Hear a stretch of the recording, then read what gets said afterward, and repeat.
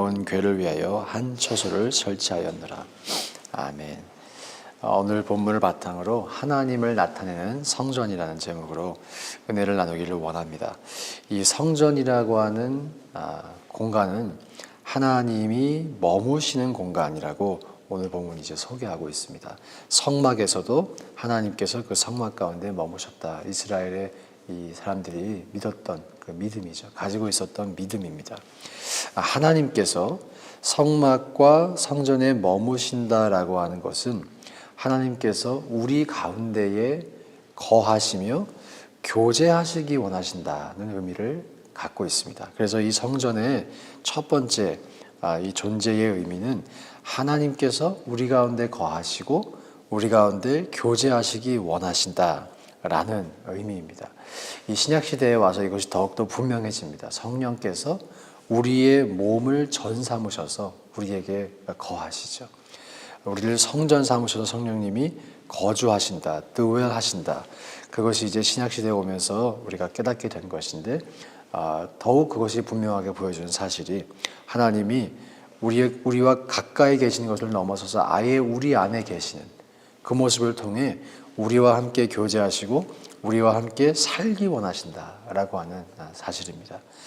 우리가 이 성전의 이 존재를 통해서 하나님의 이런 의도를 알았으면 좋겠습니다. 주님께서 얼마나 우리와 가까이 하고 싶으신지, 또 얼마나 우리와 교제하기 원하신지, 우리가 그 마음을 또 알아서 하나님과 실제로 풍성한 교제를 누릴 수 있는 삶을 살아갈 수 있기를 주님의 이름으로 축복합니다. 주님은 우리와 교제를 나누실 모든 준비가 되어 계십니다. 우리와 함께 대화하시고 우리와 함께 걸어가실 모든 준비가 되어 계십니다. 이미 성경을 통하여서 하나님의 그러한 의도와 또 노력을 보여주고 계시죠. 입증하고 계시죠. 따라서 우리가 준비가 되기만 한다면 이러한 풍성한 교제는 가능할 것입니다. 어쩌면 하나님께서 이미 다 예비해 놓으셨기 때문에 너무나 당연한 일인지도 모르겠습니다. 그래서 우리 스스로에게 질문해 보았으면 좋겠습니다. 나는 하나님과 교제할 준비가 되어 있는가? 그런 마음과 또 거룩을 유지하고 있는가? 저희가 우리 스스로에게 한번 이 점검의 표를 한번 가지고 와서 좀 생각해 보면서 우리가 정말 주님과 교제하기에 적합한 준비된 사람으로 지어져 갈 수 있기를 주의 이름으로 축복합니다. 두 번째로 이 건축의 과정을 통해 성전이 우리에게 보여주는 것이 있습니다. 계시의 연속성, 하나님과 이스라엘 백성의 관계의 연속성을 보여주고 있습니다. 이 다윗으로부터 시작한 이 성전 건축의 이 프로젝트가 솔로몬의 때에 와서 이제 완성이 되죠. 이 대를 이어서 하나님께서 관계를 하시는 모습을 보여주고 있습니다. 이것은 하나님의 이 뜻의 연속성을 보여주는 것이죠. 시간의 흐름에 따라서 사람이 바뀌면 이 세상은 리더가 바뀌거나 정당이 바뀌거나 그러면 연속성을 갖기가 좀 어려운 경우가 많은데 하나님은 우리와 어떤 약속을 하시면 그것이 우리 때에 다 일어나지 않더라도 다음 세대에 다 일어나는 그런 신실하신 분이시다라는 것을 이 성전의 건축의 과정이 그것을 증거하고 있습니다. 우리 인생과 또 다음 세대 이렇게 대를 이어서도 이것이 적용이 되겠지만 우리의 인생의 과거와 현재와 미래에도 이것이 적용될 것입니다. 때때로 우리가 과거에 하나님께 수고하고 헌신하고 했던 것을 잊어버릴 때도 있는 것 같아요. 우리 기억력에 한계가 있기 때문에 아무리 우리가 주님께 수고하고 헌신했어도 시간이 지나감에 따라서 잊어버릴 때가 있는 것 같아요. 하지만 참 감사한 것은 하나님은 잊지 않으신다. 하나님은 우리를 기억해 주신다. 이것이 얼마나 감사한지 모르겠습니다. 주님은 기억력이 정확하시고 누구보다 탁월한 기억력을 가지고 계시기 때문에 우리가 했던 모든 수고들, 우리가 했던 모든 헌신을 잊지 않으시고 기억하시고 또 그것을 복으로 갚아주시는 줄로 믿습니다. 또 특별히 하나님께서 우리에게 주신 약속들이 있죠.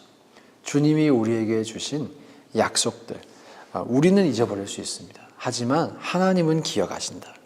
하나님은 그것을 기억하시고 반드시 시간이 지나도 성취해 가신다. 때때로 우리의 인생 가운데 그런 하나님의 신실하심이 발견될 때 우리 마음이 뜨거워지고 하나님을 더욱더 사랑할 수 있게 되는 것 같습니다. 그런데 그 일이 일어난다는 것이죠. 실제로 일어난다는 것이죠. 저와 여러분 가운데 이렇게 하나님께서 신실하게 대를 이어서도 시간을 이렇게 초월해서도 일하신다라고 하는 것을 우리가 믿을 수 있기를 주의 이름으로 축복합니다. 마지막으로 세 번째로 이 건축의 과정이 한 가지 더 보여주는 것이 있다면 주님께서 공급하신다라고 하는 것입니다. 공급하신다. 사실 다윗과 솔로몬 두 사람을 비교하고 보면 다윗이 하나님 앞에 복을 받을 행동을 더 많이 했습니다. 물론 둘 다 부족한 사람이지만 그래도 두 사람만 두고 비교해 본다면 하나님께서 다윗에게 더 많은 복을 주시는 것이 우리의 어떤 시야로 볼 때에도 적합하다라고 생각이 됩니다. 그런데 솔로몬은 다윗 왕이 누리지 못했던 수많은 부귀영화를 누리게 되죠. 그 부귀영화를 누리게 되는 이유가 여기 나옵니다. 솔로몬을 통해서 성전을 건축하기 위해서 하나님께서 필요한 자재와 필요한 모든 것들을 풍성하게 공급하시기 위해서 솔로몬에게 지혜도 허락하셨고 또 그 지혜로 말미암아 나라의 부국강병도 허락하셨고 또 그래서 이 성전의 프로젝트가 완성된 것을 우리에게 보여주고 있습니다. 우리가 이렇게 하나님께서 지어서 성취해 가시는 모습을 보며 우리의 인생 가운데에도 하나님께서 계획하신 것이 있으시다라면 또한 공급하시고 예비하시고 이루어 가신다라고 하는 믿음을 가질 수 있기를 소망합니다. 15절에 보면 솔로몬이 이렇게 고백하죠. 내 아버지 다윗에게 말씀하신 것을 이제 그의 손으로 이루셨도다. 그의 손으로 이루셨도다. 참 적합한 표현입니다. 하나님께서 자신의 손으로 이루셨다. 이 모든 성전 건축이 사실 사람들이 열심히 노력을 하고 사람들이 짓고 한 것이지만 그러나 이 모든 전체의 과정은 하나님께서 하나님의 손으로 이루신 것이다. 이렇게 볼 때 주님께서 작정하시고 계획하신 그 뜻이 우리가 정말 깨어있고 주님의 인도하심을 잘 따라가기만 한다면 우리의 인생 가운데에도 아낌없이 이루어질 줄로 믿습니다. 이제 이 성전이 구약과 신약을 이제 신약 시대에 넘어오면서 구약에서는 건물만을 성전이라고 의미했지만 아까 말씀드린 것처럼 신약 시대에는 우리가 성전이 됐습니다. 우리를 더러 성전이라고 말합니다.